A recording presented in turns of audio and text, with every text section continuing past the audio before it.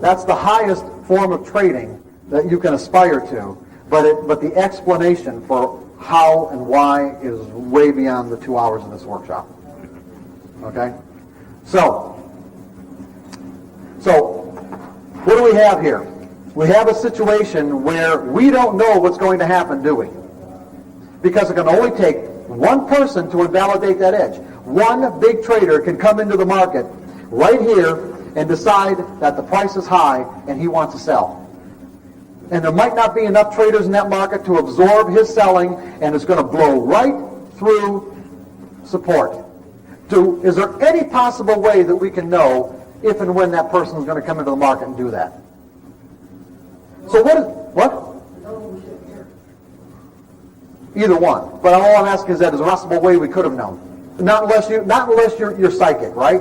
Not unless you're either psychic or up to the point of what I call simultaneous awareness of everything going on at once, which for some people might be a definition of God, or at least one characteristic of God. Simultaneous awareness, conscious simultaneous awareness of everything going on at once. Okay? So unless you got that, we don't know what's going to happen here. And that's all there is to it. That is the fundamental reality of trading. You don't know. The moment you think you do, you are in realm of trouble.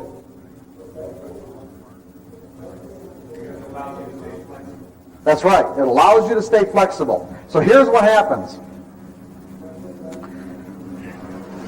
If I'm operating out of a fear of being wrong, and I get into this trade, I'm not going to predefine my risk because I would have to go through that whole mental dilemma thing I just explained, right? So I'm not going to predefine my risk. And here's why, and there's another reason, here's why every trade is like a life or death issue for most traders. Just based on what I've explained so far, why do you think trade is like a life or death issue for most traders? The trade of the year, or what else? They've associated with their own self-worth, and one other thing. Did you say something? Well, they want to be right, but see, what are the consequences of not being right? They're wrong, and if they're wrong, what does that do? That taps them into all the accumulated pain of every time they've been wrong in their life. You see, that's what's at stake here. This is why it's a big deal. This is why a trade is not just a trade. See, you'll hear everyone say, a trade is just a trade. Well, a trade is not just a trade until you make it just a trade by changing your perspective. Being wrong will tap this guy into all the accumulated emotional pain of every time he's been wrong in his life.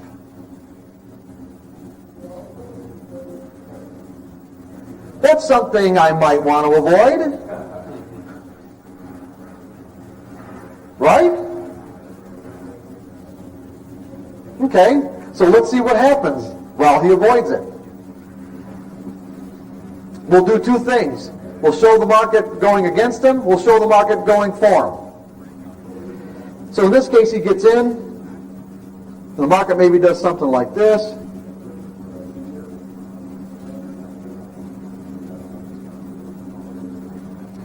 Okay?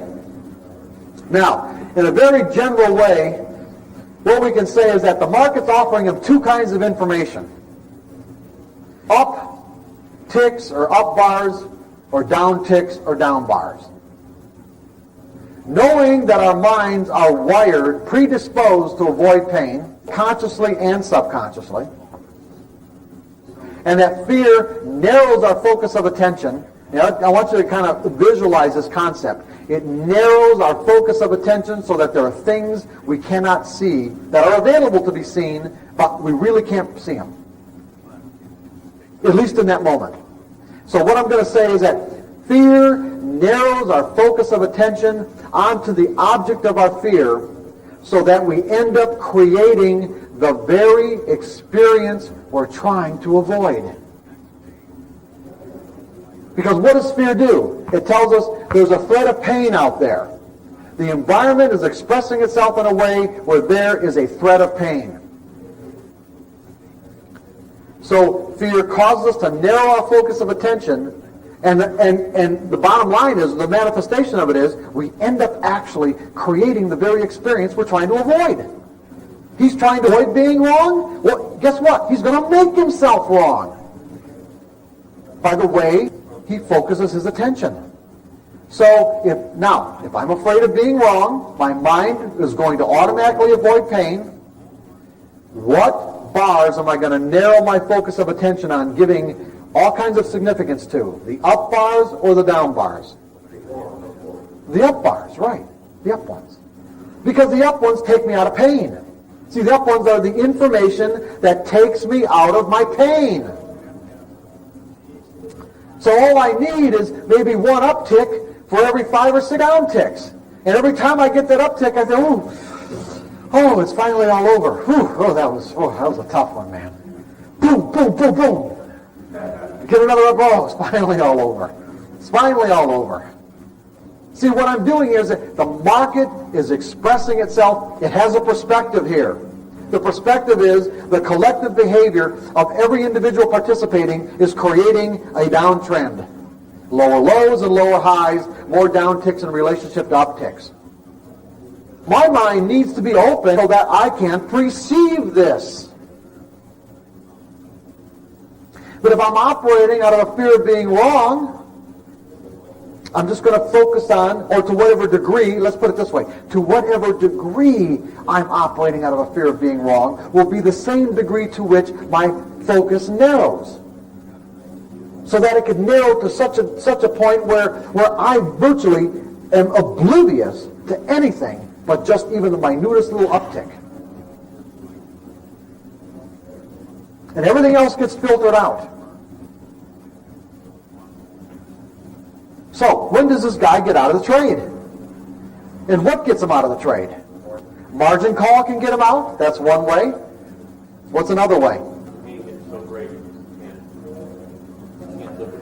Well, interest, yes, you're absolutely right. With the pain of what? But see, remember, he can't admit that he's wrong, but there's other pain involved here. There are other fears. We're not just operating out of one fear as a trader, are we? We're operating out of maybe a multitude of fears, are we not? What fear might other fear that he could be operating out of that might pull him out of this trade? What?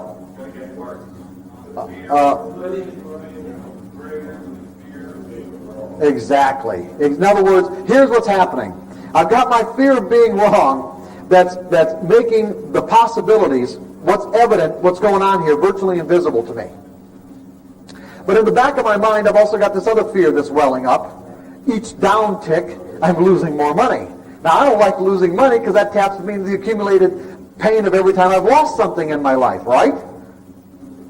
So, from an engineering perspective, if we look at it simply from energy dynamics, if in our mental environment we've got this one energy structure of this is emotional pain, and this is what it means to be wrong, and we got another one of what it means to lose. It's when the fear of losing one more dollar is 1 degree greater than the fear of admitting that I'm wrong. When one fear overtakes the other, and then it becomes more pain, when this becomes more painful than admitting that I'm wrong, then that's when I will get out of that trade. And interestingly enough, as soon as I'm out of it, I will look back on this chart, and what will I do and say to myself? Why didn't I just sell?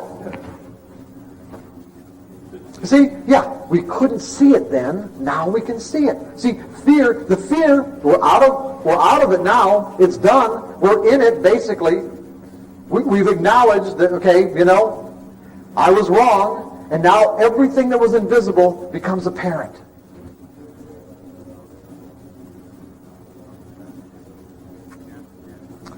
If you want to be consistently successful, you can't have this happen at any level. This is an extreme level. So I want you to keep in mind as we go through this, what are we really talking about? We're really talking about changing our perspective so that we don't define market information in painful ways. In other words, is there a way of thinking about trading so that it doesn't have to do with anything to do with being right or wrong? Is there a way of doing that? Is that even possible? Who believes it's possible? What, 3 or 4 people? That's it? I guarantee you, you don't believe it's possible, it'll never happen for you. I guarantee you, you have to at least believe it's possible. Then raise your hands. Who believes it's possible? Okay, good. Jeez. Now, interestingly enough, this is what happened when the market went against them. Let's say the market didn't go against them. Let's say the market did this. Okay? Now, what information is he most likely to focus his attention on? The upticks or the downticks? The downticks. And why is that? What? He's afraid the market's going to come back and take his money away, right? And what do we know about fear? It narrows our focus of attention so that we end up creating the very experience we're afraid of. He's afraid the market's going to come back and take his money away.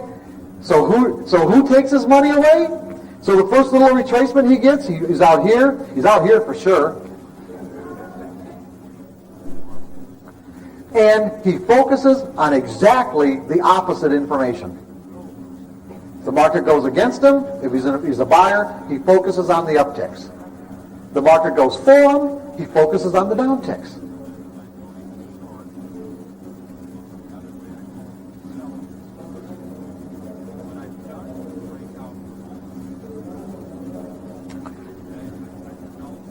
Again, you can't be consistently successful if you are susceptible to this.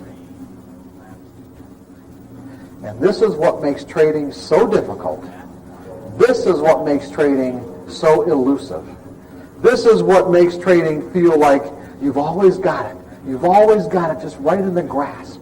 And like water, it slips out between your fingers.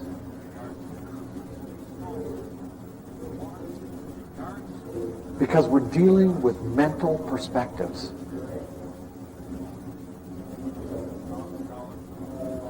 And you don't have to lose fortunes to finally get it.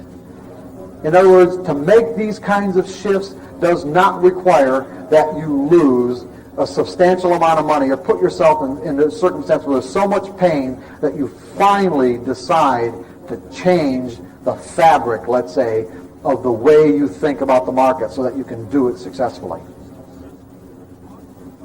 I said before that the profession that corresponds the best with trading is a professional gambler. Why is that? Why is that? Well, yes, to deal with uncertainty, but go ahead. My theory is those of us in this business concentrate on the analysis and the money management, because I think the professional gambler concentrates more on the money management than the analysis, so he's able to That's a good point. do that better than we are in this business. Okay, that's a good point. The professional gambler focuses it because money management is really paramount with gambling. It's a key. But there's something else too. There's another big factor here that's going on. What? Yeah, in other words, you deal with losses, but there's another even key factor here. He calculates probabilities, and see, to calculate probabilities, you have to believe in probabilities. Or let's say the professional gambler actually believes in probabilities. And see, here's the problem. Most people understand or have some understanding of the nature of probabilities. And can even be well versed in it.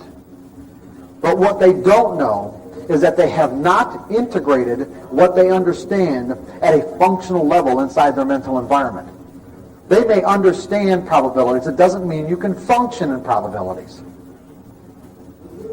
Because there's one key belief that the professional trader has that allows him to take every single hand and do always what he needs to do regardless of the outcome of each individual hand. Is that he believes in a random outcome. He believes in a random outcome. That's critical. I will.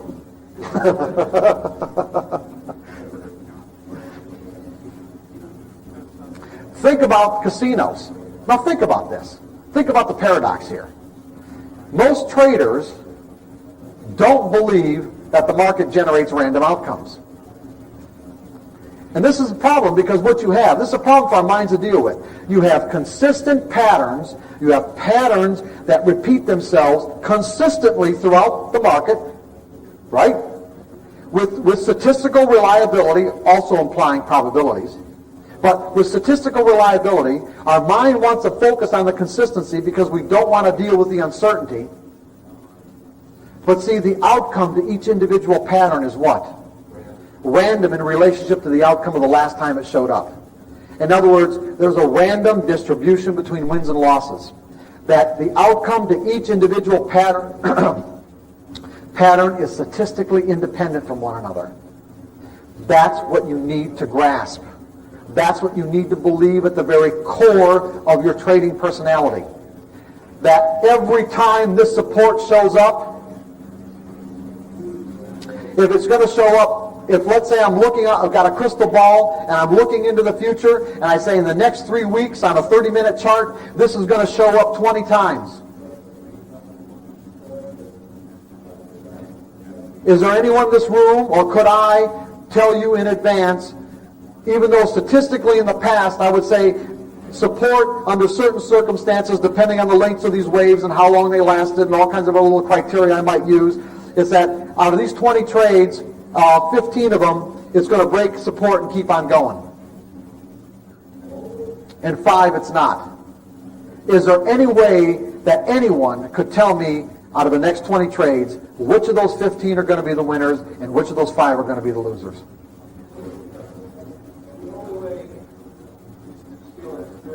There is no way. No, the answer is no. No, the answer is absolutely no. And you want to know something? Hold on one second. What? That's right. Not in advance. Right. And even if there was, I would say believe that you can't.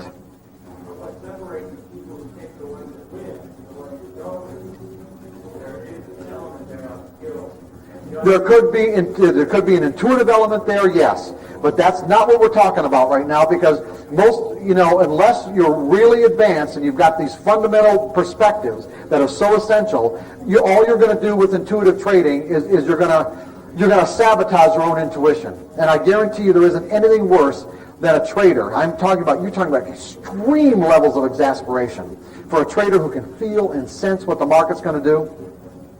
But then he sabotages his intuition by acting on what he thought was intuition when it really wasn't.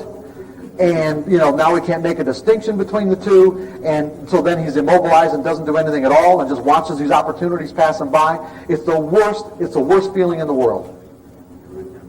If you don't have if you're still susceptible to the kind of things we're just talking about, even if you are a highly intuitive person, I'm going to say to you, do not trade intuitively until you get the appropriate mindset as a foundation.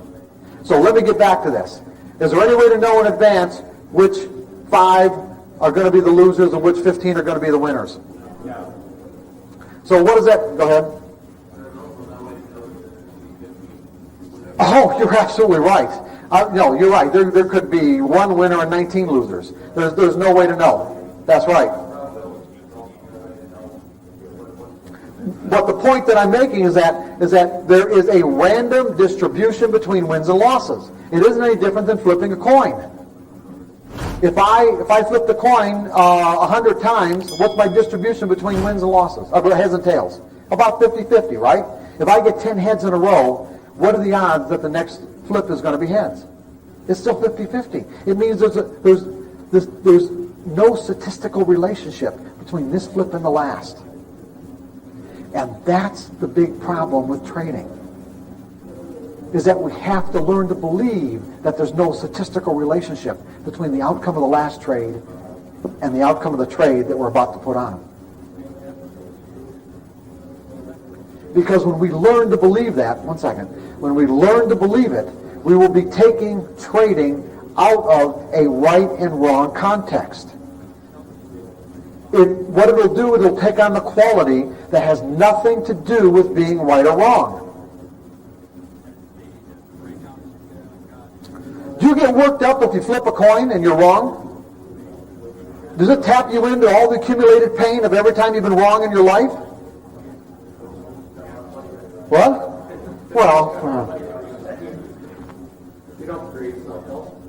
what? You don't create self-help And why not, Fred? because before you make a trade, you're doing a process. You're putting in. No, I'm talking about the flip of a coin. Why don't you create the self-doubt if you're flipping a coin and you're wrong? You don't have it against, but I was looking at the finger move. Because you knew it was a random outcome, right? Well, what is trading? It's just a random outcome. See, it's the same thing. It's when you start to believe, hold on, guys, I know this is tough. I know this is hard, guys, okay?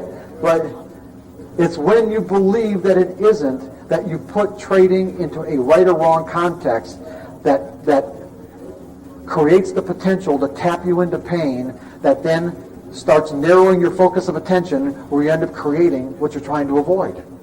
Go ahead.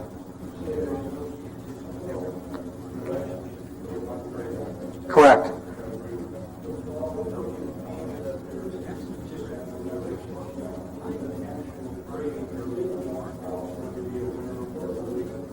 It's pretty hard to determine, really. That's a really valid question, and I don't really think I have a good answer for it. Because, because if you look at it like this, if you've got a pattern, it's like anything that you use to define the boundaries of an edge. And what is an edge? Everyone talks about the word edge. An edge is simply a higher probability of one thing happening over another. And all your technical tools do is define the boundaries of those edges. Whether it's mathematical, mechanical, whatever particular way you use doesn't make any difference. All you're doing is defining the boundaries of your edges of a higher probability of one thing happening over another.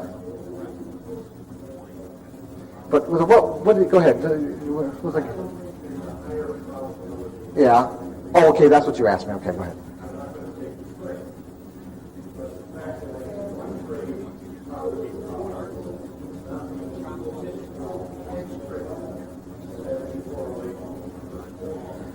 See, I'm not saying there's anything wrong with that. It's just, and I have to know you personally because some people can function, function appropriately in the kind of context that you're talking about. Now, so that you have to understand that when I make a presentation like this, I have to make it from a generic perspective. So that when I say that in any case you are always better off, no matter what, believing that there's a random, and now I know what I'm getting at, is that what you have is that you have these patterns that we've identified, that whatever technical tools we use identify these patterns. However, what are we looking at? Is this pattern now exactly the same, even if we're using mathematical variables? Is the pattern now exactly the same as what it was in the past? No. And you want to know why?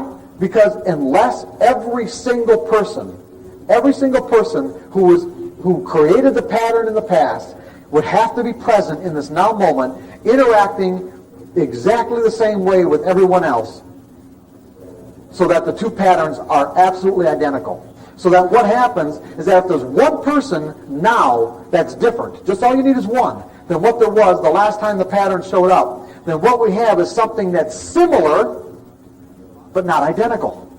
But our minds don't treat it that way. And that's why it's so difficult to really say, what are the real odds of this trade working? I don't know. See, I don't even look at it that way. I don't see it's functional that way. All I know is that when this pattern shows up, it gives me a higher probability, and so therefore I'm going to take the trade. I do not try to determine which edges are going to work and which edges aren't.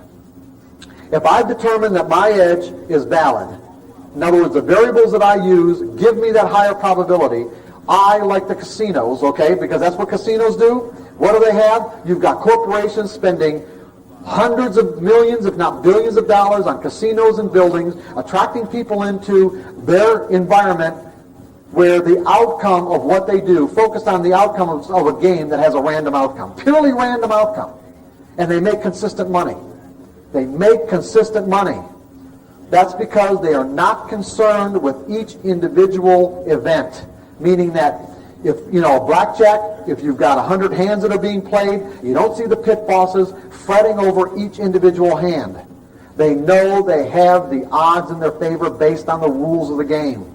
They know that out of all the big winners and all the big losers and everyone in between with blackjack, they're going to make 4.5% of every dollar that's wagered. The best traders think of trading the same way. What they're concerned with is they're concerned with their edge's performance over a series of trades, over a sample size of trades, and not the performance of their edge on each individual trade. That's the big difference. And thinking about it that way allows them to do exactly what they need to do when they need to do it without internal conflict and without hesitation. In other words, if I don't know what's going to happen next, if I believe there's a random distribution between wins and losses, then what would prevent me from determining my risk in advance? Where's the pain? Tell me, where's the pain? That's right. You can't be wrong. Because it doesn't have anything to do with being wrong. It has nothing to do with being wrong. You see, the best traders know they've got an edge. In other words, they know my edge is present. They know how much they're going to risk. They know the dollar value of how much distance they're going to give the market to tell them that their edge is either working or it's not. And what do they expect? What do they expect? They expect something to happen. Something. That's a world of difference between the typical trader.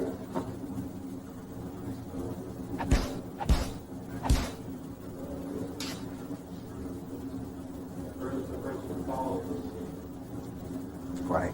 In other words, someone mentioned here a little while ago about when I was asking about things that cause pain, about not getting what we want. I think you said it.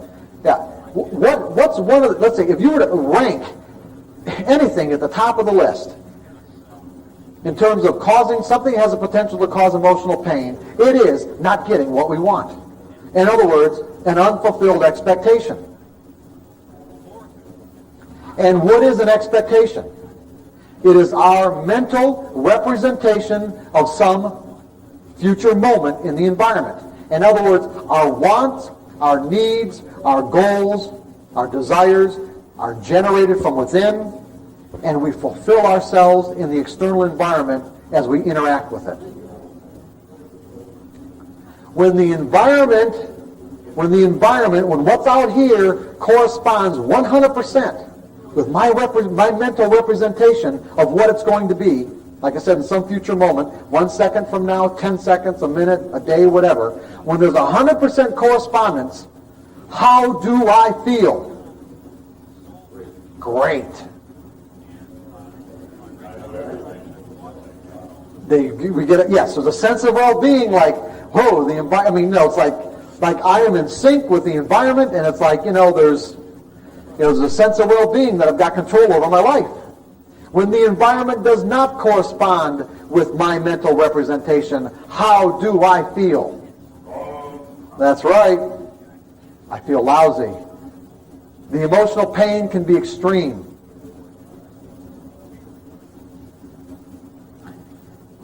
So why do you think the best traders just know they've got an edge, a higher probability? They don't know what's going to happen next. They know what the risk is, and they expect what?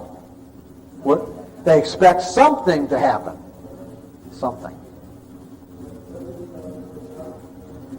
And what do? They take trading out of the realm of emotional pain. See, the typical trader thinks the best traders have nerves of steel, and this unbelievable discipline. I'm not saying that some traders, the best traders, don't have nerves of steel or great discipline. But that isn't necessary either. It doesn't have anything to do with either one of them.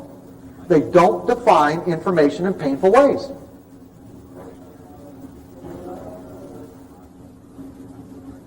And discipline is not a personality characteristic anyway. It's simply a mental technique to stay